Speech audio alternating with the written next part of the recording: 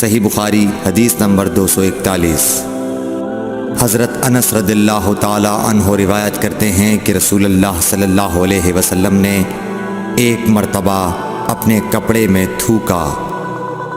صحیح بخاری حدیث نمبر 242۔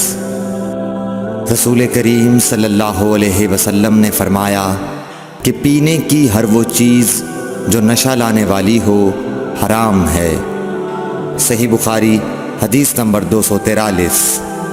سہل بن سعد سعدی سے سنا کہ لوگوں نے ان سے پوچھا، اور میں اس وقت سہل کے اتنا قریب تھا کہ میرے اور ان کے درمیان کوئی دوسرا حائل نہ تھا، کہ رسول اللہ صلی اللہ علیہ وسلم کے احد کے زخم کا علاج کس دوا سے کیا گیا تھا۔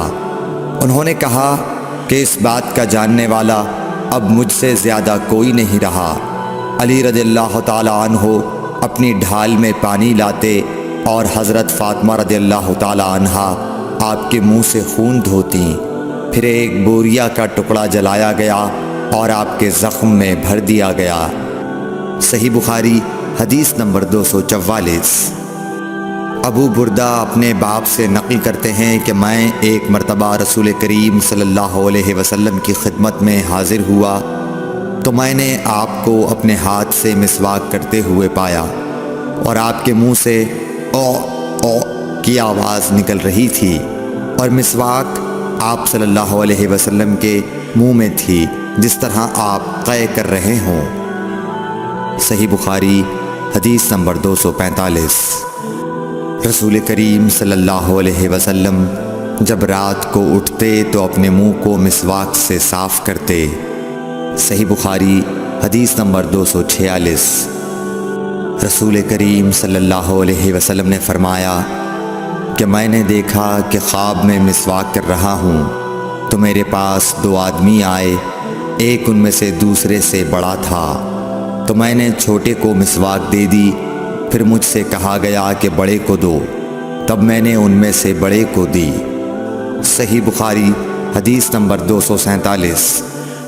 رسول اللہ صلی اللہ علیہ وسلم نے فرمایا کہ جب تم اپنے بستر پر لیٹنے آؤ تو اس طرح وضو کرو جس طرح نماز کے لیے کرتے ہو، پھر داہنی کروٹ پر لیٹ کر یوں کہو، اے اللہ، میں نے اپنا چہرہ تیری طرف جھکا دیا، اپنا معاملہ تیرے ہی سپرد کر دیا، میں نے تیرے ثواب کی توقع اور تیرے عذاب کے ڈر سے تجھے ہی پشت پناہ بنا لیا، تیرے سوا کہیں پناہ اور نجات کی جگہ نہیں۔